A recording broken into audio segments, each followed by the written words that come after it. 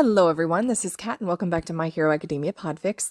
This will be the continuation of Yuuei Survival Guide. This will be part 37, chapter 37.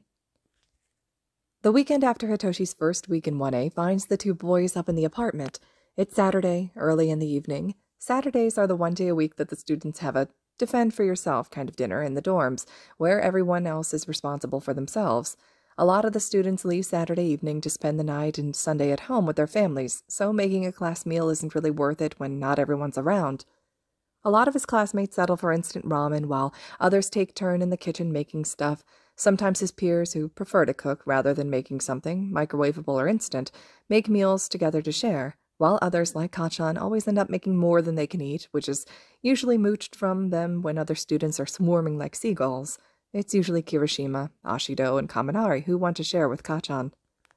Saturdays tend to be the day that he joins his guardians upstairs for dinner, and occasionally to sleep in the room upstairs when he's too tired to go back down. His guardians seem to really like it when Izuku joins them for dinner, and he doesn't really know why. Whenever he asks Oboro, the ghost just tends to roll his eyes in that dramatic, over-the-top sort of way. It really doesn't make much sense considering he's seeing them at school every day and pops upstairs to visit when he has a chance and his classmates are distracted. It's not like they never see each other. Still, it's nice spending time with his guardians instead of his teachers. They're just different when they're not in a school setting, so maybe Izuku's different too when he's not in a school setting. When he's their foster kid, not their student.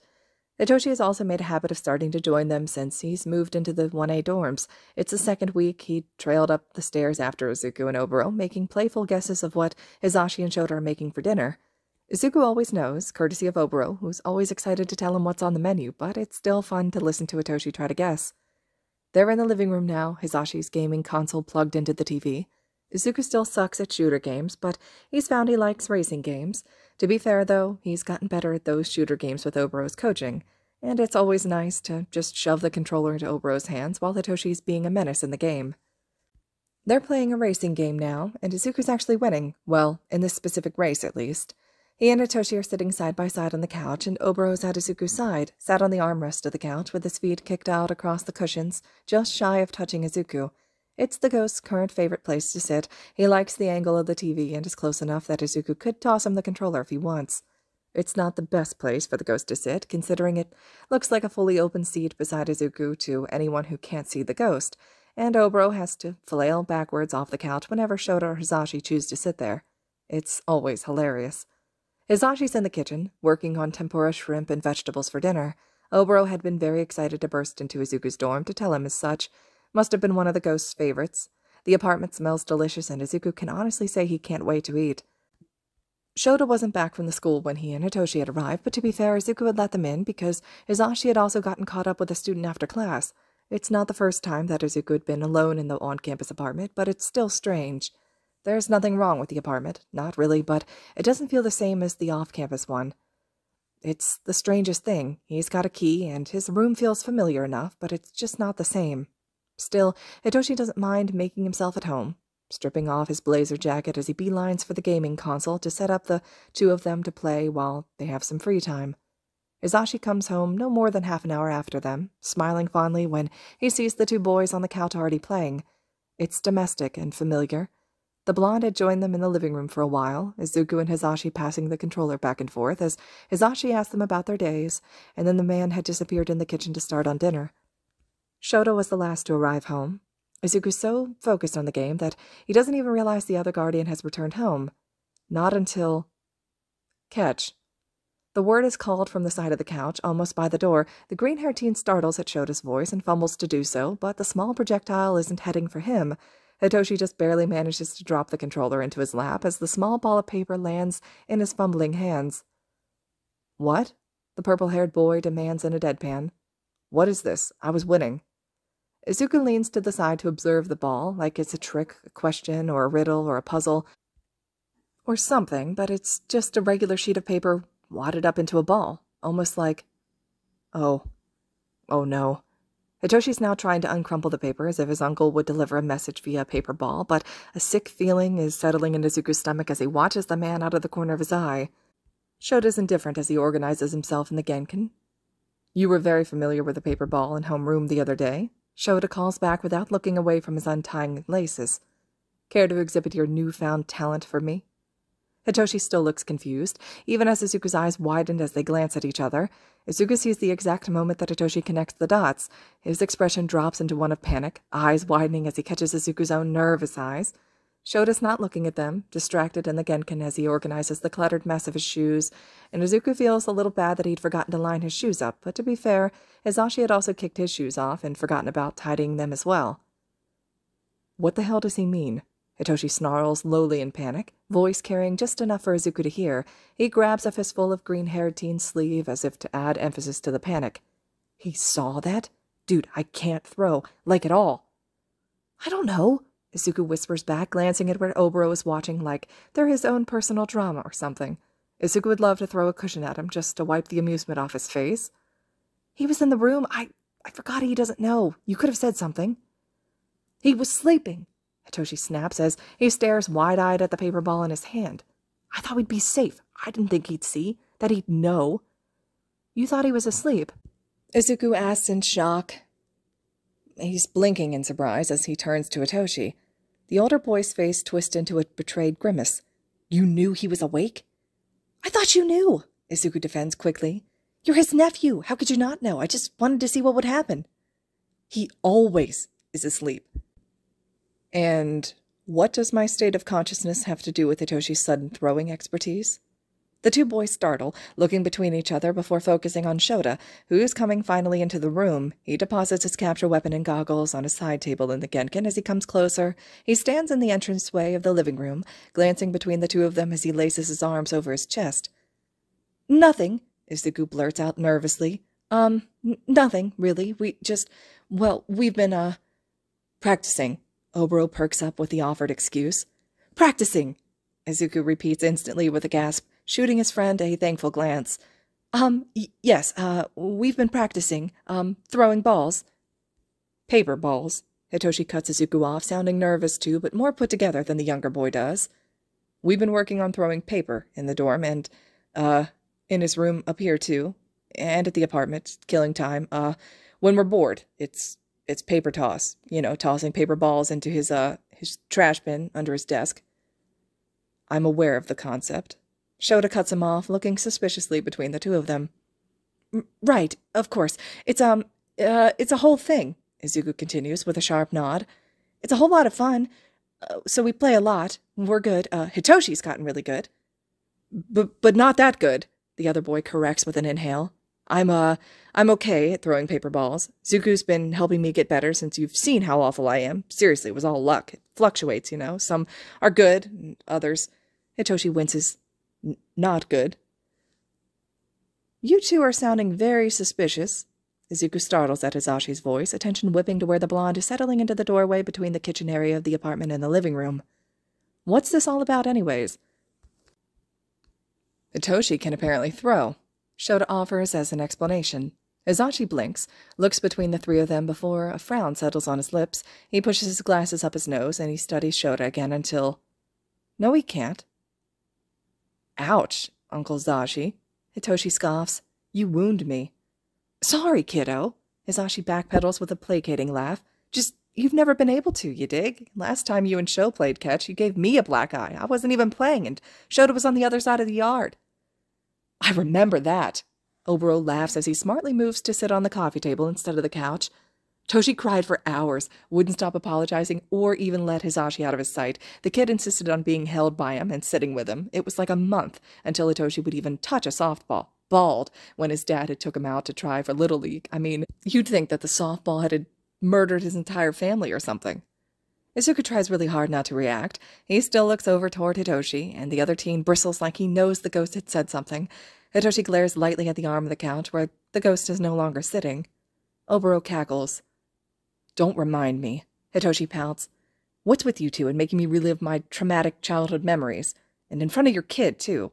I go to school with him, How can you two embarrass me even more than Mom? How is that even possible? Relax. Hizashi huffs brightly, swooping into the room to ruffle Hitoshi's hair. You were only like 6, and you were the absolute sweetest afterwards. Trust me, Toshi. We can do a lot more damage than this. We could tell Izuku about that time that you... Hey! Hitoshi yelps with a grimace, looking away pointedly. Point taken. Spare me. We've gotten off track. Shota snorts out as he looks between his husband and his nephew. Back to the startling news that Hitoshi can now throw a paper ball into a trash bin across the room, 3 times in a row. Startling considering he could barely throw straight the last time he touched a ball. Now come on, don't be shy. Now? Hitoshi asks nervously, staring down at the paper ball in his hand like it'll bite him.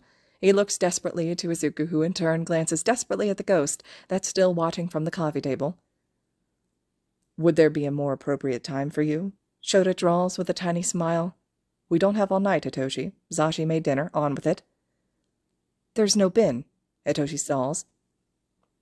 Well, Shota shrugged from the doorway, gesturing with a flap of his hand in the direction of the love seat.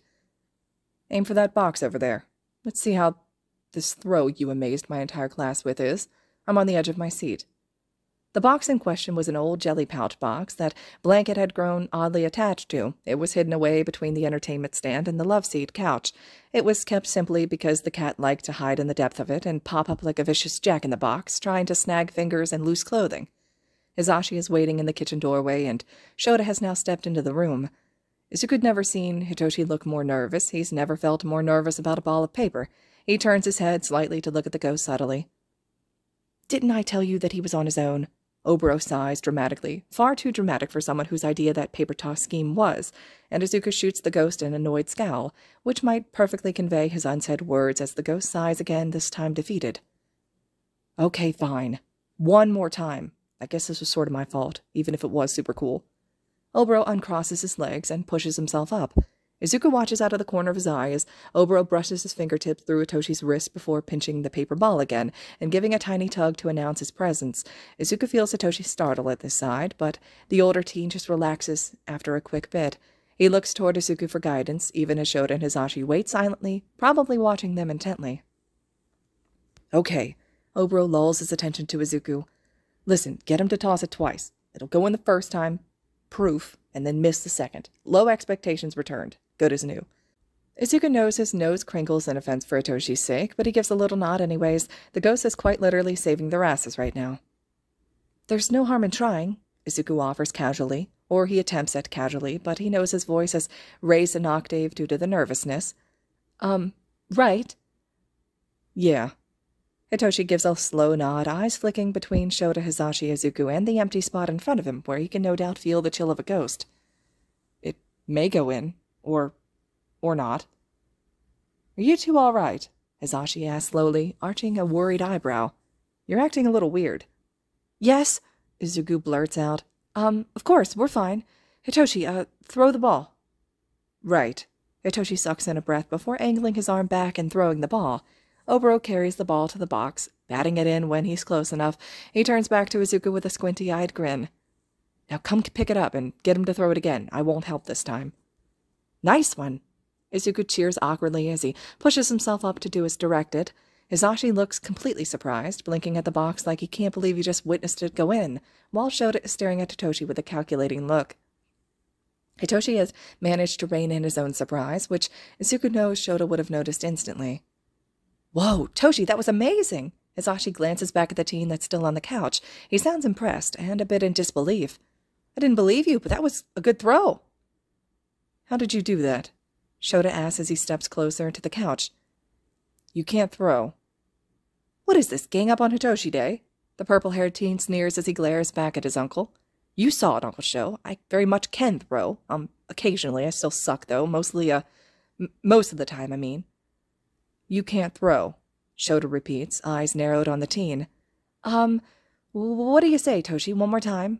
Izuku suggests, tossing the ball into the air and catching it as a means to distract himself. Your streak is 3, from class, but I've only seen you do that once. Right, Hitoshi repeats, dragging the word out as he glares lightly at Izuku for suggesting that he do it again. Still, he accepts the paper ball that the other teen had fished out of the box and tossed back. Probably won't go in. Hitoshi throws the ball again, and this time Oboro doesn't touch it at all. The ball does make it, well, almost to the box, and by almost Izuku means somehow it ends up on the television stand. Hitoshi squawks in embarrassment, shooting Izuku a betrayed look that the green-haired teen can almost just shrug apologetically at. Oboro tells Izuku solemnly, Hitoshi is once again awful at sports. That, was a good try, listener. Hisashi offers from the doorway. You were close. I overshot it completely. Hitoshi groans in reply, flopping back onto the couch in embarrassment. My luck is gone. I had a streak going, Uncle Sho. I blame you entirely. I still don't understand how you managed to do that 4 times if you have no athleticism. Shota deadpans, narrowing his eyes as they harden on Hitoshi. How? Your guess is as good as mine, Hitoshi offers sarcastically, still pouting. Now, are you guys going to feed me before dorm curfew? Hisashi promised tempura. Right, Hisashi yelps. It's all ready, come on. Family everybody into the kitchen before it gets even colder. You too, Sho. Stop glowering at your nephew. It was a lucky shot or something. Hisashi herds them all along, poking his tongue out when Shota turns his glare onto him. Also, Toshi, no pouting at the dinner table. House rules. Order has been restored. Oboro teases as he trails in behind everyone. Izuku rolls his eyes fondly as he plops down into his chair. The internship portion of the semester arrives faster than Izuku ever imagined. It feels like he goes to sleep one night, and in the morning they're suddenly applying for internships and going to agencies for interviews. It's stressful, even more with an emotional support ghost at his side. Izuku's excited for the chance to intern at Nighteye agency under Sir Nighteye. When Togata-senpai had suggested it, Izuku was thrilled. It seems like a perfect fit for him, and it's even better that he has Togata-senpai helping him along. He goes into the interview bright-eyed and excited, and he leaves close to tears. That guy, Oboro hisses, throwing a hand back in the direction of Sir Nightae's office, is an asshole. What the hell kind of bullshit interview was that? It's like he wanted you to fail. He was talking shit about you, to you. Why is even Togata any better of a candidate? No, actually, not even a candidate, because he's not even a competition, because you've already been picked by All Might himself. Izuku turns the ghost out as he throws a wave and a shaky half-smile over his shoulder back at a waving Togata-senpai. He feels bad about fleeing, but he doesn't know what else to do. It feels like he's going to start crying, and he doesn't want to do that in front of his upperclassmen, not that he thinks that Togata-senpai would ever hold it against him or anything. He needs to get out of here, out of the building. Maybe then he'd be able to calm the raging of his heart and the festering desperation in his chest. He'd been so close to failing. He had failed. He scraped through by the skin of his teeth, and he doesn't even know what swayed Sir Nighteye when it wasn't his potential.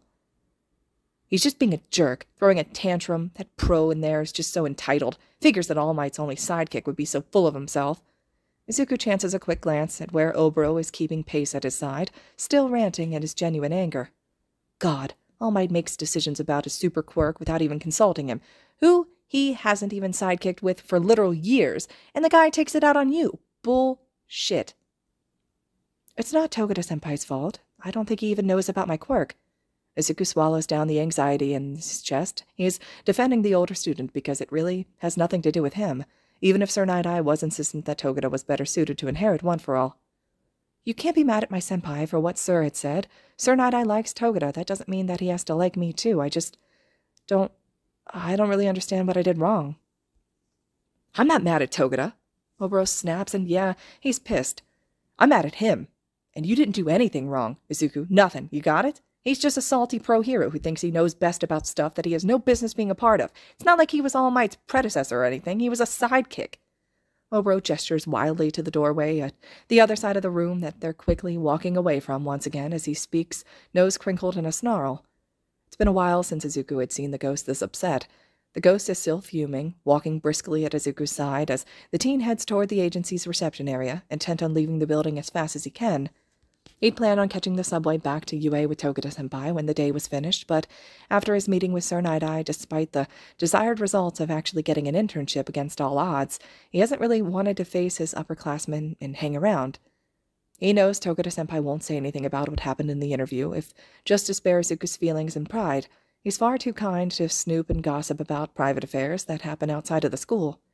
Izuku knows that interview hadn't gone well. At all. Anyone could see that. The older teen had been excited to bring Izuku in to meet Sir, and was excited to show him all the ropes and work with him if he'd managed to impress him and snag the internship position. Izuku was just as excited walking into this, honestly.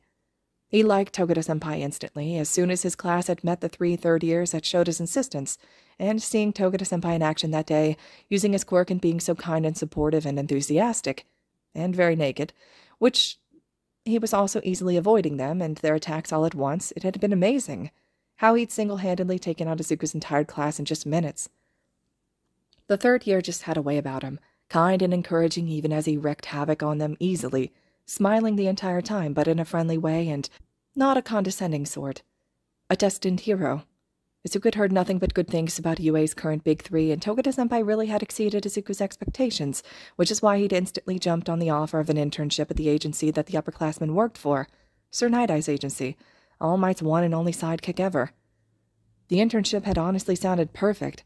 He'd always looked up to Sir Nighteye as well. He'd been All Might's sidekick after all. That made the man 10 times cooler than Izuku had ever already thought him to be, not to mention his amazing quirk, which was super rare. Now, though, he feels a little sick as he flees out of the agency. Sir Nighteye wasn't what Izuku had expected, and he really wasn't what Togata-senpai had built the pro up to be. Not to Izuku, at least. He's not sure if he's embarrassed at how things had ended up, ashamed that he hadn't really won his place at the internship program, or if he was just genuinely scared of what the pro had said to him, scared that he'd been spouting the truth. Whatever he was feeling, it was bad enough that he knew he needed to get out of there before he started crying. Something tells him that would only give Sir Nighteye more ammunition on why Togata was a better hero.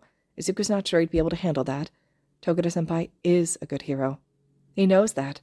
Izuku's glad to suck in a breath of fresh air as he steps out of the agency doors.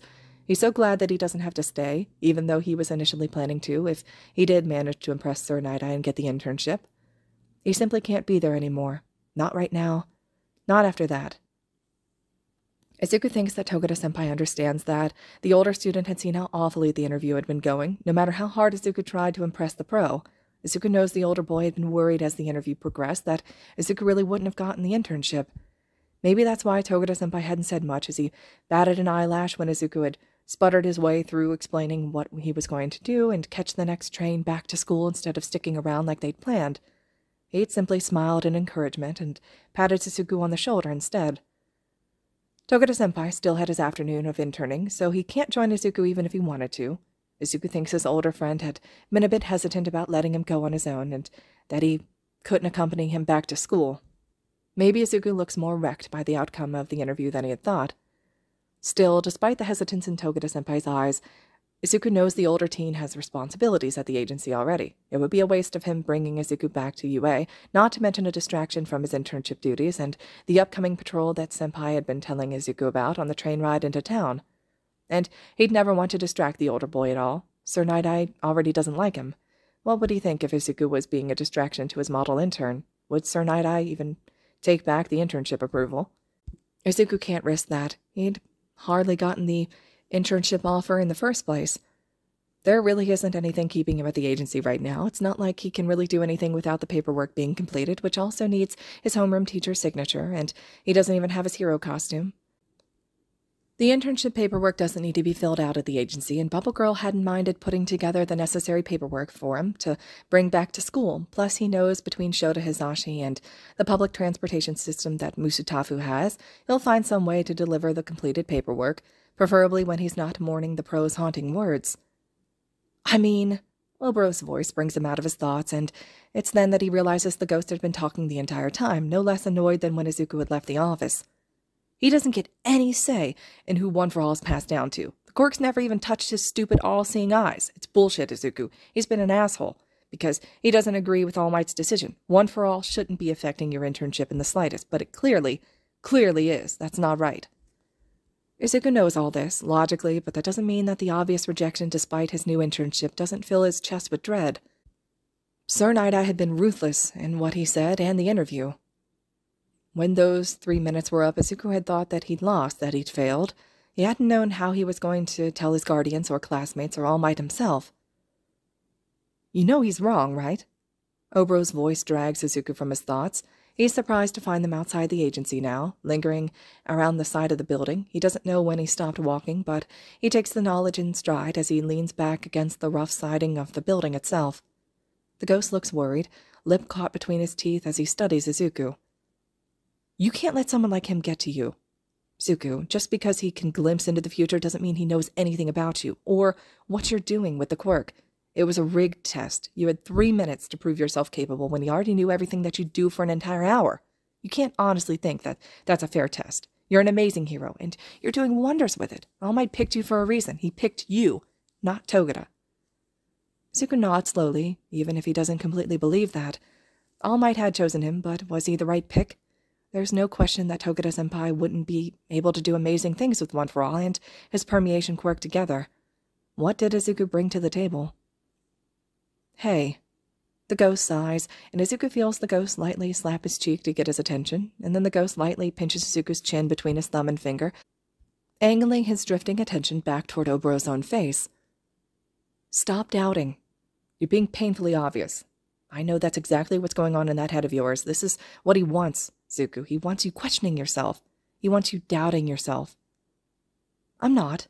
Izuku scoffs, eyes still drifting away from the ghost. Why are you touching me? What happened to consent and not using the quirk in public? Eyes here, man.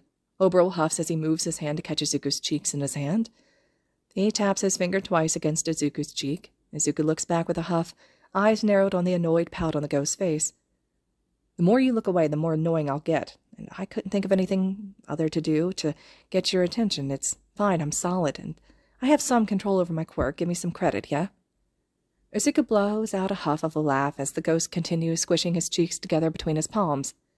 Now why are you letting Sir Nighteye get to you when All Might's the one who gave you the quirk? Don't you think that the one who possesses the quirk would be the best suited to decide the successor? I'm not letting him get to me, Izuku repeats with a sigh, wrapping a hand around Oboro's wrist to pry one of the hands off his face. The ghost's other hand drops on autopilot. I'm trying to be realistic. He's not wrong. Togeda-senpai is going to be an amazing hero, as is, but imagine what he could do with this quirk. You seriously need to cut it out. Imagining different outcomes is a dangerous thing, Zuko, especially in heroics. Oboro shakes his head, arms dropping to his sides. What happened happened. All Might chose you. That's the end of it. No matter what Sir Nighteye thinks, All Might believes in you. He could have given this quirk to anyone, literally anyone in the entire world. And he still picked you, when Togeda was already an option. You can't tell me he wouldn't make a good successor. No, he would, Oboro agrees lightly. I'm sure any of the students at UA would have made fine successors, but what about what you've done with the quirk so far? You can't tell me that you're not an amazing successor. You are. The thing is, Izu, you had something that All Might was looking for, even when you didn't have a quirk. There's a reason he chose you, even if he had a school of heroic hopefuls and other pros to choose from. Izuku looks away deliberately. Oboro has a point. All Might had been on his side since the sludge villain attack, and he'd put the work and effort into helping Izuku build up muscles so that he could actually possess the quirk without dying. He could have picked anyone, but he picked the person that he knew needed so much work. He picked Izuku knowing that he was physically weak and couldn't handle the quirk yet, being passed on to him without blowing up. There was a reason he chose to put in so much effort with Izuku instead of picking a UA third year or another pro ready to accept the quirk that it should have been offered to. You know I'm right, Oboro says lightly as he leans against the side of the building just as Izuku is. I mean, even the vestiges are on your side, right? They've accepted you too. They're not saying anything negative about what you've managed to do with the quirk, now are they? There's agreeing whispers in the back of his head. It's a cluttered agreement, all the vestiges pushing their agreement and praise into his mind, but nothing really stands out. It still makes him smile. There's something about them that just feels right. Sir Nighteye isn't completely wrong. Izuku shakes his head once again. It's the truth no matter how much it hurts to say. None of us can deny that. Yeah, well, he also has no say when it comes to the quirk that's not his. So that's a moot point. Oboro snorts a laugh. Just because he's privy to the secret doesn't mean that he's a keeper of it. Like Gran Torino, he also knows. Has known longer than Sir Nighteye. If he mentored All Might too, probably, and you don't see him trying to make any decisions about the quirk. He's just trying to help you, like any sane pro who knows the secret would. Sir Nighteye is sane. Izuku snorts out, finally letting some of the tension ease from his body. He still doesn't feel great, anxiety through the roof, and he tries not to think about that interview, but his friend can be very convincing when he wants to be. Oboro is making good points. He's just careful, and he doesn't have to like me. I was the one who failed the first test, remember? I offended him. Yeah, well, Oboro huffs dejectedly. He also can't just not like you because he's unhappy with All Might. That's not fair, Zuko, and that's the most ridiculous thing I've ever even seen in an interview. Making him laugh? Your internship relied on your ability to be funny, and when you couldn't impress him on that, he gave you a quirk-rigged test that had no intention of letting you pass. So he's a little strange. Izuku relents with a shake of his head, finally pushing off the wall. He's still a good pro, probably a good mentor too. We don't know. I mean, Togeda-senpai is flourishing under him, right? He could probably handle one for all. More like he's grooming the guy to take a powerful quirk that's haunted by 7 dead people that he doesn't even know exists, not to mention the quirk is also not even up for grabs, considering it's already been passed down. Hey, Izuku huffs. You know All Might did the same thing with me. It's not like he could have just handed the quirk over. I very much like my limbs. There's nothing wrong with preparing someone for a quirk like that, and it's not grooming, it's training, Oboro. I'm aware, Oboro replies dryly, lulling his head in Izuku's direction. Doesn't really make it right, Zuku. I don't think we really have any say on what's right and wrong when it comes to this. Izuku shakes his head. The teen narrows his eyes challengingly at the ghost. You saw what All for One can do. He's dangerous. The less people to know, the better. Plus, what do you think would have happened if he knew All Might was training me to inherit the quirk, before I had it, when I was still a quirkless nobody? Okay. Oboro sighs, waving a dismissive hand. Fine, I get it. Secrecy is key when it comes to the highly dangerous, overly powerful quirk that was thrust into your innocent little hands, even though things weren't exactly done right, or morally. That's how they needed to be done for everyone's safety. Still, that doesn't mean I have to like it, just like I don't have to like Sir Nighteye being an absolute asshole in that office.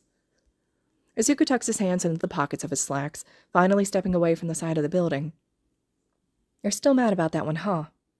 It happened literally 5 minutes ago, Oboro snaps lightly. I'm definitely still mad about that one. There's just no reason for him to act like that. He's an adult, a pro. You should tell Shota. He'll definitely agree with me. I'm not going to tell Shota. Izuku shakes his head. What would I even say? Sir Nighteye was being discriminatory towards me because I'm not Togeda and he doesn't approve of me. He doesn't think that I'll make a good symbol of peace as Togeda would. Shota would have no idea what to do with that. I don't know what to do with that. You could tell him why Sir Nightaye's upset. Oboro reminds easily as Izuku finally steps away from the side of the building and onto the street. He'll want to know, Zuku. Sir Nighteye can't treat you like something lesser than Togeda because he's mad that he didn't get his way. It's busy with foot traffic, and Izuku doesn't want to be stared at for talking to nothing, so he shuffles his phone from his pocket and holds it to his ear as if he's on a call, eyes narrowing on the ghost who trails after him. It really is a familiar road of conversation, one Oboro never seems to give up on. Oboro slows at Izuku's side, so they're keeping pace, the ghost not even caring that he's phasing through people as Izuku weaves through the crowd. Izuku huffs out a sigh as anyone who Oboro touches shivers like a gust of a cold breeze had washed over them, some even glancing back like they'll spot the random coldness. I can't, Izuku says quietly. You know why I can't, and it's all the more real now. We've seen how dangerous he is. I don't want to get anyone else involved, especially not my guardians. I signed up for this, not them. They signed up for you, though. All of you. One for all included. It's part of you, and you know they wouldn't want you shouldering this alone. Oboro hurries his pace so he can stop and look back at Izuku as the teen continues steadily. I just think you should think about it. Ask All Might about telling Sho and Zashi. It's not like they're random foster parents. They're pro-heroes too, and your teachers. Maybe it's something he should think about. The longer he has One for All, the more people he's noticed know about the quirk. For such a big secret, Yagi-san has a lot of people who know. He doesn't doubt that they needed to know for some reason or another, but it's still a lot of people, considering the depth and the confidentiality of the secret. Recovery Girl knows, Nezu-sensei knows, Gran Torino, Detective Tsukuji, Sir Nighteye. There are probably others too, people Izuku hasn't met yet, and the only person Izuku has told is Kachan, who still doesn't completely believe in the stockpiling transferable quirk. And Oboro, but he hardly counts. All Might has been a good mentor, and he can't deny that, but Shota has also been key when it comes to how he's learned and grown into the quirk. He's helped Izuku a lot, and he doesn't even really know what he's helping with. Would it be different if he knew what he was working with? Shota's his homeroom teacher. Of course he'd be the one bestowing the most wisdom and helping along Izuku when it comes to his fight style and his quirk control. He's seen the most of Izuku's trial and error, his ups and downs, sees where Izuku needs work, or where he relies too much on something. All Might is helpful, knows the quirk and offers good advice, but they're also very different people. All Might took to the quirk like a duck to water. Izuku struggled with it. He can't help Izuku in the way that he really needs, because All Might never struggled like Izuku has. It's hard to teach something that came naturally to you. It's even harder training someone to use a quirk that acts differently to each wielder. Would things be different if there were other people that he could talk to? Other teachers who could help him? It's a big secret, but he thinks that his guardians are capable, and if All for One is working with Shigaraki, shouldn't Shota at least know? Shigaraki's been targeting 1A since the first couple weeks of school. They could be more prepared. Maybe it's worth talking to All Might about. I'm going to take the thoughtful silence as a solid maybe on the talking to your guardians about your acquired overpowered stockpiling transferable super quark scale. Oboro's voice startles him from his thoughts. Izuku takes a second to mull over the ghost's words before he gives a slow nod. Maybe, he agrees cautiously, looking away when the ghost grins victoriously. He doesn't want the ghost to get too excited. He still needs to think about this and run it by All Might before he makes any decisions. Don't get too excited, this is a big decision. Hey, a maybe is better than a blatant refusal when I first mentioned talking to them. The ghost lifts his hands as if to surrender, shrugging his shoulders as he does so. I just think that they'll help, and it can't hurt to have someone to really talk to, you know? That would be nice, Izuku agrees lightly. I'll think about it. I'm going to count this as a win. Oboro puffs his chest out with that squinty-eyed grin. Now where are we going? The train station was in the other direction. Oh. Izuku breathes out as he pauses. He doesn't stay still long as someone bumps into his shoulder as they try to pass, and it gets him moving again so he's not in the way. He pulls his phone from his ear long enough to glance at the time only to frown. I've already missed the train back to Yuuei. The next one won't be until this afternoon. I don't know what to do now. He hasn't spent a lot of time in this part of town and had planned on sticking close to Togata-senpai since he knows what he's doing. He'll need to familiarize himself with the district for patrol purposes. If you want to kill some time, I know a great cafe. Izuku glances sideways at the ghost, eyebrow cocking in question. Oboro glances over, smiling sheepishly as he adds, I used to live around here. You did? Izuku can't help but ask, head cocking in interest. He still doesn't know a lot about the ghost, and he doesn't ask many questions anymore. Not that he's not curious. He's just found it safer to let the ghost come to him instead of chasing answers. It's not like Oboro keeps things a secret. He's more than happy to share information and tidbits about himself when the occasions arise. We all love this cafe, Oboro chirps, stepping ahead of Izuku by one single step so that he can lead the way. Sho and Zashi used to have a sleepover at my house a lot, and in the mornings we'd wake up super early to stop by for coffee and pastries, usually on our way to school, and I'm sure that it's still the only reason that Sho ever agreed to sleep over with us. That bribe of fresh coffee in the morning, and it's also the only thing that we could get him up with. Teen Shota really liked his sleep. Adult Shota also really likes his sleep. Izuku laughs lightly, arranging his hold on his phone as he walks. I can't wait. There are so many nice cafes around. Oboro chatters on about his favorite pastries the little cafe has to offer, and his favorite selections of drinks. That quickly transitions to Shota and Hisashi's go-to orders that Oboro recited by heart. Oboro's telling Izuku about the time that Shota ordered a latte with 5 shots of espresso when they had finally approached a small corner shop cafe. He glances in the window as he walks by it, not incredibly busy, considering the time of day. I swear, Oboro snorts a chuckle into his fist. Shota didn't sleep for like 2 full nights. He was so cranky. He snapped at everything and everyone. Not the greatest partner for heroics, let me tell you. It definitely scarred him for life. I mean, I've never seen the guy have an espresso since. Oh, hey, we're here. Look, it hasn't changed. Oboro bounds toward the door like an excited puppy, staring up in awe. The ghost pauses outside the door, expression wavering as he drops his gaze to stare into the glass door. You know, my mom used to bring me here when I was little. She did it with all of us. Only ever one at a time, though. It was like the only time where one of us got Mom's entire attention. One-on-one, you know? That's just how it is when you're one of half a dozen kids. Oboro looks back at Izuku, blinking away the reminiscent sheen to his gaze. The ghost lets out a laugh, rubbing the back of his neck. It's probably why I love coming here with Zashi and Sho so much. It's nice to share something like that with them, and now I get to share it with you, too. Come on, they'll have an amazing caramel latte. You'll love it. I can't wait to try it. Izuku smiles. You'll have to suggest your favorite. Oh, definitely. I have so many things in mind for you to try. The latte for sure. It was my favorite, but you've got to ask for cinnamon in it. Cinnamon? Izuku blinks as he finally reaches to pull the door open. Really? Trust me. The ghost nods. It's odd, but so good. Gotta get whipped cream, too. You're definitely gonna deserve the works after the emotional roller coaster that was that dumb internship interview. It wasn't that bad, Izuku mutters under his breath as he steps into the cafe. The scent of fresh coffee hits him in the best way, and he's reminded of the little cafe in his neighborhood that he worked at. He should stop by and see how everyone is, maybe even bring them a gift basket to thank them for their kindness now that he's really starting to straighten himself out. This cafe is bigger than the one that he worked at, more tables, and there's even a small row of booths that are pressed up against the far wall. There's also 2 cash registers, so he doesn't doubt that this place gets busy. There's an empty booth toward the back corner that'll be perfect for Izuku and his not-so-visible company. The less he looks like a weirdo talking to himself, the better. The teen slips his phone into his pocket. It's a bit rude to be talking to someone else while pretending to be on the phone. His mother wasn't around a lot, but basic manners and etiquette was something that she always insisted on.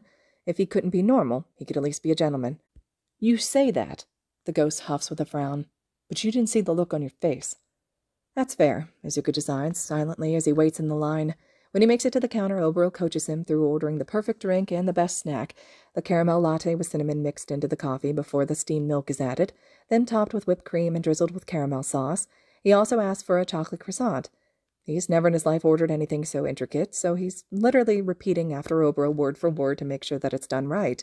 The ghost looks thrilled as Izuku moves back to the booth in the far corner when the barista tells him that she'll bring it over, setting his backpack beside him as he watches the ghost phase through the counter so that he can watch them make his drink. Izuku slips his phone from his pocket, surprised to see a text that he hadn't even realized it had vibrated. He wonders if he'd been walking around pretending to be on his phone with the unread messages pressed to his cheek. It wouldn't surprise him, honestly. "Hey, where are you? Togata sent a message saying that you were on your way back to school. He seemed worried. I thought that you were catching the late train with him this afternoon. You okay, problem child?" "If you made the train he said you'd be on, you should have arrived back at school by now. Izuku." Izuku frowns at the text, wondering when Togata-senpai would have texted Shota. He also wonders why Togata-senpai has Shota's number, or maybe he used the school messaging system. That's the only contact all his classmates have to reach Shota, which had been introduced when everyone had moved into the dorms. Izuku thinks that he and Hitoshi are the only ones with Shota's real phone number. It's not really surprising. Shota would have probably asked the older boy to keep an eye on him. Honestly, with the way the League has been catching them off guard constantly, it's probably best that none of the students be alone outside of the school, 1A especially. Still, he's not technically where he's supposed to be. As far as Shota's aware, Izuku should have been at the agency all afternoon. He wonders if he'll be in trouble for this. He doesn't know what else he could have done, though. "Sorry, I missed that train. The next one doesn't leave until 4, so I'm waiting in a coffee shop by Nighteye's agency. I didn't mean to worry anyone." Izuku hesitates, looking at where the ghost is all but drooling as the barista tops his latte off with whipped cream and caramel sauce. "Didn't know what else to do. I know this wasn't a trip into the city for fun. I got distracted. I can make up the time that I wasted here. Am I in trouble?" Izuku bites his lip as he waits for a response. The barista comes with a bouncy Oboro trailing after her. The ghost plops into the seat across from Izuku as the woman sets his drink and croissant down. "Thank you." He manages a weak smile before she turns and heads back to the counter, leaving him with his drink and his ghost. "I was only gone for like 2 minutes. Oboro's grin falls into a light frown when he takes in Izuku's expression. "What happened?" His phone buzzes again before he can say anything in reply, and then Oboro is phasing through the table to settle at his side, reading over his shoulder. "You're not in trouble. Missing the train was an accident, that's okay. It happens, don't worry about it." Izuku watches those 3 little dots on the bottom of the messages as Shota types, worrying his bottom lip between his teeth as he waits. "You thought you were in trouble?" Oboro asks quietly, eyes scanning over the text. "This isn't your fault, Zuku." "No," Izuku blows out quietly. "Well, I don't know. I'm not where I'm supposed to be. I could have stuck around at the agency and worked on my paperwork like we'd planned, or made it to the station faster so I didn't miss the train. Instead, I'm just sitting here drinking coffee while trying to kill 4 hours until the next train." "You missed the train," Oboro reminds bluntly. "Even if we'd made it to the station right after you left the agency, I doubt you would have made the 12 o'clock train. I don't know what you expect Shota to expect from you, but he's not going to blame you for things that are out of your control, at least if you're not just sitting in the station for hours." His phone buzzes in his hand, so he looks down, entirely too aware of Oboro doing the same. "I was just making sure you're all right. We hadn't heard from you, and you weren't with Togen at the agency. No harm done. Killing time in a coffee shop is logical. There's nothing that you need to do to make up for as long as all the internship paperwork is finished by the deadline. You could have called Hizashi to come pick you up. We would have." Izuku can't help the small smile that lifts onto his lips as he rereads the words. "You're both busy. Hitoshi said that you and he were working with the capture weapon today, and Hizashi's at the radio station, isn't he? I didn't want to bother you guys. I don't mind waiting." "Naw," Oboro coos. "Dad Zawa. Such a good look on him. He's such a sweetheart under all that stern, tired personality." "I'm sorry." Izuku promptly chokes on his own tongue. "Dad what?" What? Oboro turns to look at Izuku, grin edging toward mischievous. Don't like it. Dadzawa and Yamadad. I think it suits them both perfectly. Captures their dad-esque qualities. Tell me I'm wrong, Izuku. Why are you like this? Izuku whispers, chagrined. It's fun, Oboro offers with a hearty laugh. I know you don't like to stray far from the normal path for obvious reasons, but I think it's fun to be different. Then again, I'm also a ghost, so, I can be as weird as I want and not have to worry about how humanity will perceive me. Just how you perceive me, but you already know that I'm weird and you like me anyways. Unfortunately, Izuku teases lightly, he finally lifts his drink to his lips, hoping that it's cooled long enough that he doesn't burn his tongue. It's really hot, but not scalding. It tastes different. Good different, he thinks. The cinnamon isn't bad in the caramel by any means, but it's not flavors that he would think would go together. Cinnamon isn't exactly a popular spice here, so he doesn't really know what to expect.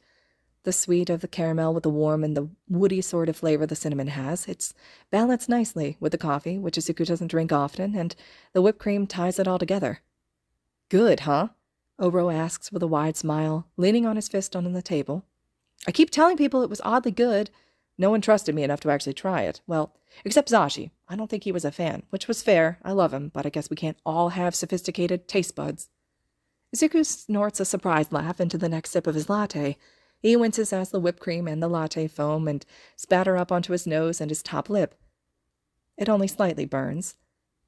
I really want to hit you right now, Izuku murmurs with a small smile to show that he's kidding. He grabs a napkin to wipe at his face, glancing around to make sure that no one had seen him exhale into his drink. If I drown in this latte, I'll haunt you. Not sure that threat has the same impact on a ghost as it would in a live person. Oboro chuckles with a wide, toothy smile. But it would be a talent to drown in a latte. Izuku sighs heavily, taking another sip. He opens his mouth to respond, but his phone is buzzing on the table, and it has him snapping his mouth shut. He carefully sets his mug down, glancing at the text, more from Shota. It's simply a question of which cafe he's at. There's apparently 2 by Night-Eye's agency, and Izuku glances at Oboro, who tells him the address of the cafe like he knows it by heart, and Izuku responds to the text with the name of the street the cafe's on. He doesn't get anything more besides a simple okay. Izuku frowns down at the text before shaking off his thoughts, probably for security measures, knowing everyone's locations while they're outside of school. He's such a dad, Oboro comments as he reads over Izuku's shoulder, fondness spreading over his features. He's also up to something, just so you know. He's just checking in, Izuku huffs. He's my teacher, of course he'd want to know where I am. He's your dad, Oboro deadpans playfully. The ghost flops his upper body across the table, trailing his finger boredly through the napkin dispenser. It doesn't move at all, thankfully. Oh, right. Guardian. My apologies. I know the D word freaks you out. It does not freak me out, Izuku defends with a scowl.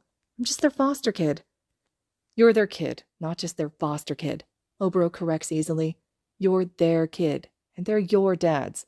And I'm the fun uncle. A happy little dysfunctional family. Izuku startles, whipping around to the ghost. What? Yeah, if you think about it. Oboro leans into Izuku's space. I was their best friend, so if they had a kid, I was still alive, there's no question that I'd be Uncle Oboro.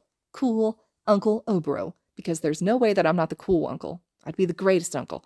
If Nem gets to be your aunt, I get to be an uncle. That's the rules, so, yeah, you're technically my nephew, just saying. That makes me incredibly uncomfortable.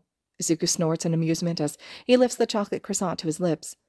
We're friends. That's just how cool of an uncle I am. Izuku bows his head in exasperation. I hate you. No, you don't, nephew. Oboro's laughing loudly, and Izuku can't help but smile. He really loves when the ghost is being his natural self, laughing and grinning and teasing. Oboro deserves it. You adore me, and I know it. Why else would you keep me around, huh? Izuku lets out a light laugh as he sips at his latte. They settle into a comfortable conversation as Izuku sips at it and eats the chocolate croissant. Oboro leans over whenever Izuku picks his mug up to smell the hot drink, half-heartedly complaining that he shouldn't have to be introducing Izuku to his favorite because it's torture to constantly smell it but not be able to have any. He's not sure how long that they stay hidden away in the corner of the cafe, just enjoying each other's company as they try to pass the time. Hey, kiddo. Izuku looks up at the sound of a very familiar voice. Izashi is strolling toward the booth. He's in his civilian clothes, red frame glasses, and hair tied up in a neat French braid. The blonde offers a toothy grin and a wave when he catches Izuku's eye.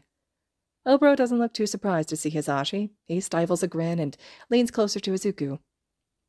Overprotective Dadzawa strikes again. I told you so. He was up to something totally. Izuku can just hope that his nose doesn't scrunch up as he refrains from turning to shove the ghost away. Zashi? Izuku cocks his head to the side in confusion. What are you doing here? I thought you were at the radio station. Weren't you talking about a big meeting or something yesterday? That's over. Hisashi shrugs as he plops down in the seat across from Izuku and Oboro. Everything's all sorted out. I was just about to head back to the school when Sho had sent me a text saying that you missed your train. He said that you were planning on killing some time here while you waited for the next one, but 4 hours is a long time, you dig? So I thought I'd swing over and grab you on my way back. Plus, I haven't been here in ages. They have the best hot chocolate. Isn't the station on the other side of the city? Izuku arches an eyebrow, knowing that he's right when Hisashi lets out a sheepish laugh. Can't get anything past you, can I, listener? Hisashi leans on his elbow as a small fond smile curls onto his lips. I wouldn't say it's on the other side, but you're right that it wasn't on the way. Here's the thing, though, darling. We're more than happy to go out of our way for you. Oh, Izuku blinks. You didn't have to, though. I was okay to wait. I mean, I was the one who missed the train. Consequences of my own actions, right?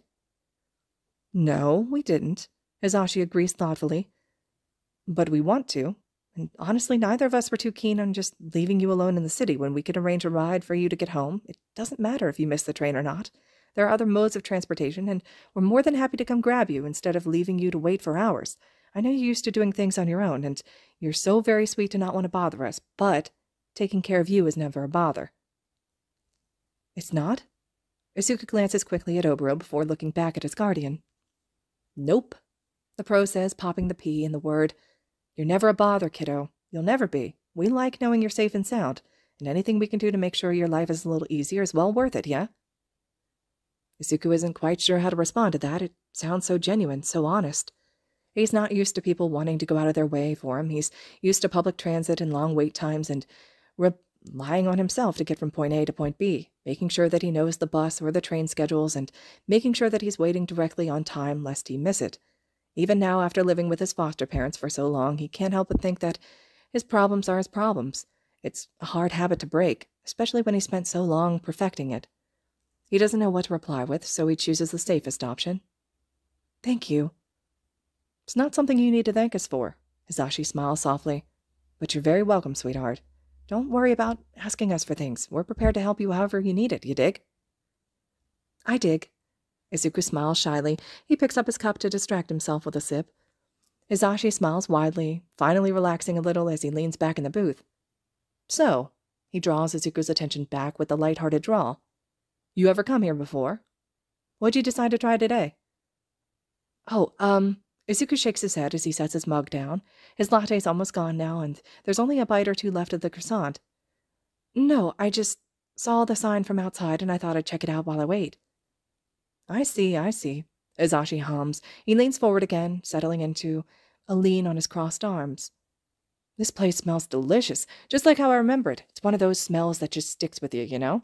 Sho and I used to come here all the time with our friend Oboro. The man smiles lightly as if remembering their little trio enjoying breakfast and coffee together. He takes a deep inhale, savoring the scent of the cafe before he's suddenly freezing in place, head cocking in Izuku's direction. His eyes flick down to the latte before looking back as his brow furrows. Is that a caramel latte? Izuku nods. It's really good. Hisashi blinks slowly, looking back down at the latte pensively.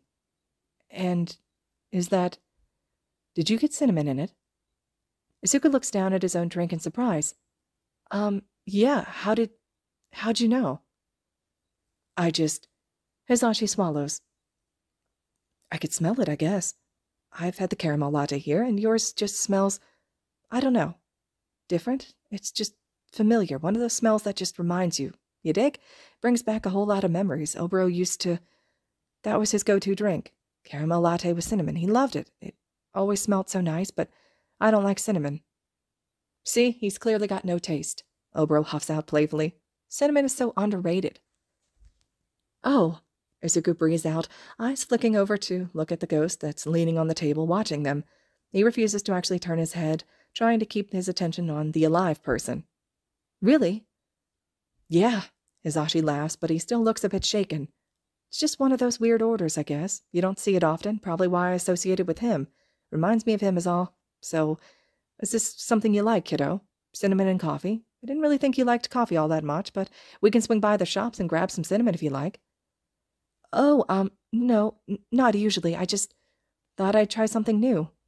Izuku bites hard at the inside of his cheek.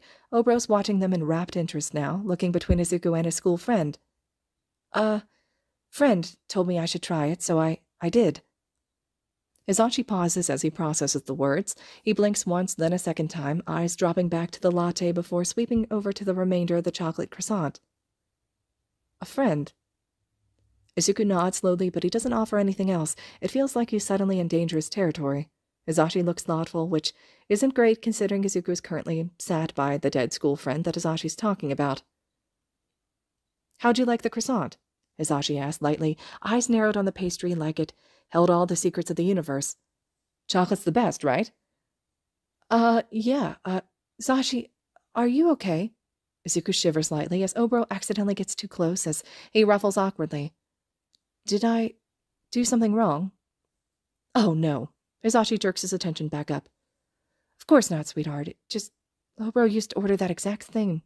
Caramel latte with cinnamon in the coffee, whipped cream, and a drizzle of chocolate croissant on the side. It's just perfect. A bit hard to digest, you dig? The man lets out a nervous laugh, rubbing at the back of his neck as he looks away. Sorry about that, kiddo. Just didn't mean to spook you. Just sort of feels like I'm sitting here with him. You got his exact order, and you're just... I just miss him. Zashi. Oboro sounds defeated. Izashi's not looking, so Izuku quickly looks over at the ghost. His expression matches the sadness in his tone, and it hurts Izuku's heart. He wants to say something, do something. He hates this, hates seeing both of them so upset, but he can't. Nerves have already settled in his stomach, and even if he wanted to tell his guardian that his school friend is right here with him, nothing comes out when he opens his mouth. He's scared. He's already in dangerous territory. Izashi is being so thoughtful and observant, and Izuku's already walking on thin ice. One wrong move, and he'll be plunged under the ice-cold water. Anyways, a sad-sounding laugh is what draws Izuku from his thoughts. I shouldn't get so hung up on the past. It's nice to think of him every so often, so thanks for taking your friend's advice. You're an adventurous little listener. He looks up to Izashi, barely able to see any remnant of the sadness that was now clouding his expression just seconds ago. Now, if you're about finished up, we should get going. Gotta hit the road before the traffic does, and I told Shota and Hitoshi we'd grab them both a coffee while we're here. I'm dying for one of those hot chocolates. How's about a hot chocolate for the drive, kiddo? We can talk about your interview on the way back. I mean, I was under the impression that you'd be hanging around the agency for a while, so I was surprised to hear from Sho. Izuku can just offer a slow nod as he studies his guardian's smiling face. Great, Izashi chirps, pushing himself up. You finish up your croissant and that latte, and then come join me in line, okay? I'll need some more hands to carry all these drinks out. And just like that, Izashi is stepping away and beelining to the line. Izuku blinks after him, watching for a good second before he glances back at Oboro over his shoulder. The ghost just offers a confused shrug. He doesn't notice his guardian's gaze on him. All right, everyone, this concludes Chapter 37 of Yuuei Survival Guide. Chapter 38 will be next. I hope you all are still enjoying this one, and as always, thank you so much for listening.